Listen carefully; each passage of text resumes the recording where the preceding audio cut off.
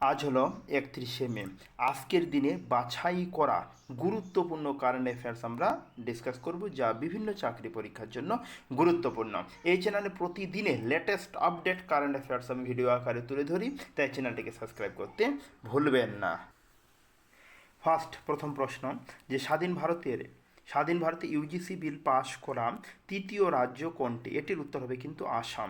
প্রথম রাজ্য হলো কি উত্তরপ্রদেশ, দ্বিতীয় রাজ্য উত্তরাখণ্ড, তৃতীয় রাজ্য কিন্তু হবে আসাম। এবার প্রশ্ন হলো ইউসিসি এর পুরো নাম কি? Uniform civil service, uniform civil code হলো ইউসিসির পুরো নাম। এটি একটা বিল যেটা বিবাহ সম্পর্কিত 18 এবং 21 বছর, মেয়েদের হলো 18 বছর আর ছেলেদের হলো 21 বছর সম্পর্কিত একটি বিল। আচ্ছা, এখানে কি কয়েকটি গুরুত্বপূর্ণ পয়েন্ট, বা ইউজিএ মানে এর পুরো নাম হলো কি, যদি ট্রিক মনে রাখতে হয়, ইউ মানে উত্তরাখণ্ড, জি মানে গুজরাট, এ মানে আসাম। গোয়া স্বাধীনতার আগে থেকেই ইউজিসি ভুক্ত। গোয়া রাজ্য স্বাধীনতার আগে থেকেই কিন্তু ইউজিসিতে ভুক্ত, এই রাজ্যটি একমাত্র গোয়া। তারপরের প্রশ্ন, ডিআরডিও এর নতুন ডিআরডিও এর নতুন চেয়ারম্যান হিসাবে কাকে নিযুক্ত করা হয়েছে? এটির উত্তর হবে অপশন বি, রাজেশ কুমার সিং। কাকে নিযুক্ত করা হয়েছে? ডিও এর নতুন চেয়ারম্যান হিসাবে রাজেশ কুমার সিংকে নিযুক্ত করা হয়েছে। গুরুত্বপূর্ণ হলো ফ্যাক্ট যে রাজেশ এখন ডিফেন্সের রাজা। সমীর ভি কামাতের মেয়াদ শেষ, নতুন অধ্যায় রাজেশের। তাহলে রাজেশের আগে ডিআরডিও এর চেয়ারম্যান হিসেবে কে যুক্ত হয়েছিলেন? সমীর ভি কামাত। কে ছিলেন? সমীর ভি কামাত ছিলেন। এরপরে নতুন অধ্যায় রাজেশের চালু হচ্ছে। তারপরের প্রশ্ন, বিশ্বের প্রথম এআই ভিত্তিক প্লান্ট জিনোম এডিটিং প্ল্যাটফর্ম কোন দেশে তৈরি হয়েছে? এটির সঠিক হলো উত্তর হবে অপশন বি, ভারতে তৈরি হয়েছে। কোন দেশ বললাম? ভারতে। বিশ্বের প্রথম এআই ভিত্তিক প্লান্ট জিনোম এডিটিং প্ল্যাটফর্ম কোন দেশে তৈরি হয়েছে? ভারতে তৈরি হয়েছে। POC1 এটি ICAR এবং CRRI এর যুগান্তকারী বৈজ্ঞানিক কৃষি বিপ্লব। এটি একটি গুরুত্বপূর্ণ ভারতের কৃষি বিপ্লব। তারপরের প্রশ্ন, AIAA গার্ডার্ড অ্যাস্ট্রোনটিক্স অ্যাওয়ার্ড 2026 কোন মিশন সম্মানিত হয়েছে? এটির উত্তর হবে অপশন ডি, চন্দ্রায়ন হলো 3। অ্যাস্ট্রোনটিক্স AIAA গোডার্ড অ্যাস্ট্রোনটিক্স অ্যাওয়ার্ড ইসরোর কোন মিশন সম্মানিত হয়েছে? চন্দ্রায়ন 3 সম্মানিত হয়েছে।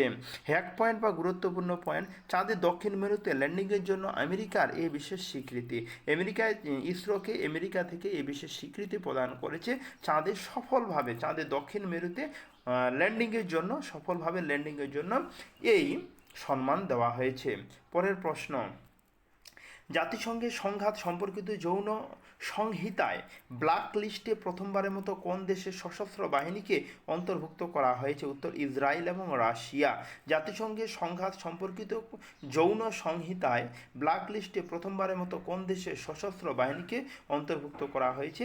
ইসরায়েল এবং রাশিয়া দেশের বাহিনীকে করা হয়েছে। UN77 লিস্টের নতুন আর ইসরায়েল এবং রাশিয়া কোন লিস্টে যুক্ত করা হয়েছে? UN77 লিস্টে কিন্তু যুক্ত করা হয়েছে। পরের প্রশ্ন, ভারত ও ইতালি কোন বছরকে year of culture and tourism হিসাবে পালন করার ঘোষণা করেছে? উত্তর 2027 সালকে। ভারত ও ইতালি কোন বছরকে year of culture and tourism হিসাবে পালনের ঘোষণা করা হয়েছে? 2027 সালকে ঘোষণা করা হয়েছে। মোদি এবং মেলানির সাংস্কৃতিক এই চুক্তিটি হয়েছিল। তারপরে স্লোভেনিয়ার নতুন প্রধানমন্ত্রী হিসাবে চতুর্থবারের মতো কে নির্বাচিত হয়েছেন? জেনেচ জানসা। তাহলে কি স্লোভেনিয়ার নতুন প্রধানমন্ত্রী হলেন কে? জেনেচ জানসা চতুর্থবারের মতো। স্লোভেনিয়ায় 4বার জানসা ও রাইট উইংস নেতার রাজনৈতিক কামব্যাক। তাদের দলের নাম কি? দলের নাম হলো রাইট উইংস। এর নেতা আবার প্রধানমন্ত্রী পদে বসেছেন। পরের প্রশ্ন, ভারতকে পিছনে ফেলে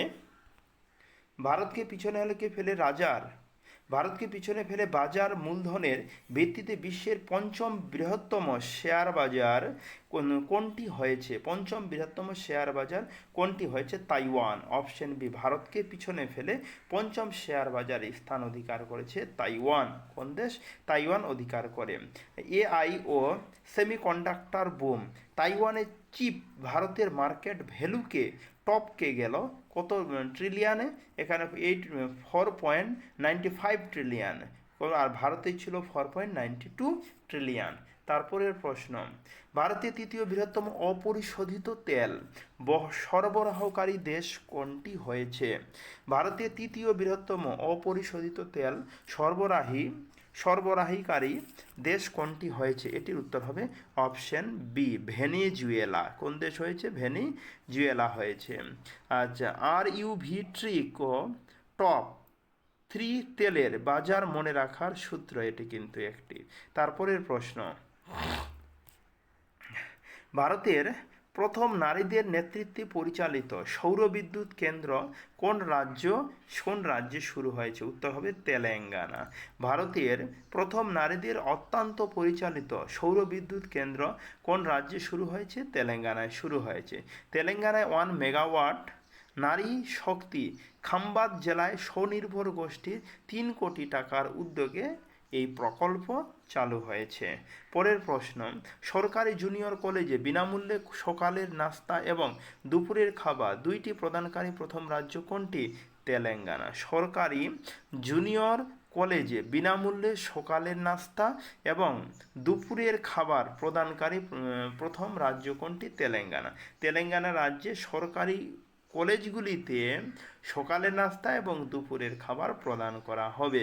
সকাল দুপুর তেলেঙ্গানা শুধুমাত্র মিড ডে মিল নয়, এখন ব্রেকফাস্টও ফ্রি করা হয়েছে। পরের প্রশ্ন, চীনের প্রাচীরের পর বিশ্বের দ্বিতীয় দীর্ঘতম প্রাচীর হিসাবে স্বীকৃতি পেয়েছে কোনটি? উত্তর হবে কি? Option B, Kumbhalgarh. ভারতের কুম্ভলগড়। রিপিট করেছি, চীনের প্রাচীরের পর বিশ্বের দ্বিতীয় বৃহত্তম প্রাচীর হিসাবে স্বীকৃতি পেয়েছে কোনটি? কুম্ভলগড় স্বীকৃতি পেয়েছে। রানা কুম্ভের 36 মিটার ঢাল, 36 কিমি ঢাল রাজস্থানের এই দুর্গ 2013 সাল থেকে ইউনেস্কো হেরিটেজের অন্তর্ভুক্ত হয়েছে। কত সাল থেকে? 2013 সাল থেকে। তারপরের প্রশ্ন, এআই চালিত সিংহাস্ত 2028 পরিচালনার জন্য মধ্যপ্রদেশ সরকার কোন কোম্পানির সাথে চুক্তি করেছে? উত্তর হবে গুগল কোম্পানির সঙ্গে চুক্তি করেছে। কি বললাম? এআই চালিত সিংহাস্ত 2028 পরিচালনার জন্য মধ্যপ্রদেশ সরকার কোন কোম্পানির সাথে চুক্তি করেছে? গুগল কোম্পানির সঙ্গে চুক্তি করেছে। কুম্ভ মেলায় গুগলের এআই 2028 সালে উজ্জীবিনী কুম্ভ মেলার বিশাল ভিড় এবং ট্রাফিক সামলানোর জন্য গুগলের সঙ্গে এই চুক্তি করা হয়েছে।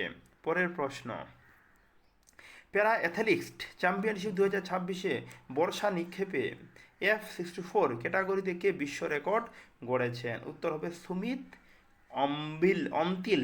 কে বিশ্ব রেকর্ড করেছেন? সুমিত অন্তিল বিশ্ব রেকর্ড করেছেন। 74.42 মিটারের সোনালি থ্রো নিজেরই পুরনো রেকর্ড ভাঙলেন অলিম্পিক চ্যাম্পিয়ন সুমিত। তাহলে প্যারা অলিম্পিক কিন্তু মানে কি হ্যান্ডিক্যাপ্ট, প্যারা অলিম্পিক এই চ্যাম্পিয়নশিপে। তারপরের প্রশ্ন, আপন মন খুব গুরুত্বপূর্ণ, মনে রাখবে। আপন মন বইটি ভারতের কোন কেন্দ্রীয় মন্ত্রী লিখেছেন? উত্তর হবে অপশন নেই, এটাতে সরাসরি দেওয়া আছে, শিবরাজ সিং চৌহান। তাহলে কি আপন মন বইটি ভারতের কোন কেন্দ্রীয় মন্ত্রী লিখেছেন? শিবরাজ সিং চৌহান লিখেছেন। শিবরাজের আপন মন দীর্ঘতম মেয়াদের মধ্যপ্রদেশের প্রাক্তন মুখ্যমন্ত্রী ও বর্তমান কৃষিমন্ত্রী রাজনৈতিক দর্শনের ক্ষেত্রে এই বইটি লেখা। পরের প্রশ্ন, জাতিসংঘ ঘোষিত বিশ্ব ফুটবল দিবস কবে পালিত হয়? 25শে মে বিশ্ব ফুটবল দিবস। কি বললাম? জাতিসংঘ ঘোষিত বিশ্ব ফুটবল দিবস কবে পালিত হয়? 25শে মে বিশ্ব ফুটবল দিবস পালিত হয়। প্যারিস অলিম্পিকে 100 বছর 1924 সালে 25শে মে ঐতিহাসিক টুর্নামেন্টের স্মৃতিতে 2024 সাল থেকে এটি কিন্তু ঘোষণা করা হয়েছে। 1924 সালে 25শে মে ঐতিহাসিক টুর্নামেন্টের স্মৃতিতে প্যারিস অলিম্পিক 100 বছর পূর্ণ, যেটা হলো যে 1924 সালের 25শে মে ঐতিহাসিক টুর্নামেন্টের স্মৃতিতে 2024 সাল থেকে এটি কিন্তু শুরু হয়। বিশ্ব ফুটবল দিবস 25শে মে। তারপরের প্রশ্ন, হিন্দি সাংবাদিকতা দিবস কবে পালিত হয়? হিন্দি সাংবাদিকতা দিবস কবে পালিত হয়? 30শে মে। অপশন সি, 30শে মে একটা দিবস আর পালিত হয়, আলু দিবস, মনে যেন থাকে। 30শে মে বিশ্ব সাংবাদিকতা দিবস এবং আলু দিবস পালিত হয়। উদন্ত মার্তাগু 1826 প্রথম হিন্দি সাপ্তাহিক পত্রিকা সংবাদপত্রে 100 বছর পূর্তির কারণে এটি কিন্তু ঘোষণা করা হয়েছে। পরের প্রশ্ন, সম্পূর্ণ যে কারেন্ট অ্যাফেয়ার্সগুলি তুলে ধরলাম, সম্পূর্ণ কারেন্ট অ্যাফেয়ার্সগুলির একটি মূল অংশ, মূল সারা অংশ, এটা স্ক্রিনশট নিতে পারো। যতগুলি কারেন্ট অ্যাফেয়ার্স তুলে ধরলাম সবটি কিন্তু এখানে তুলে ধরা হয়েছে। তাহলে আজকে অবধি, কথা হচ্ছে এরপরে ভিডিওতে। ধন্যবাদ।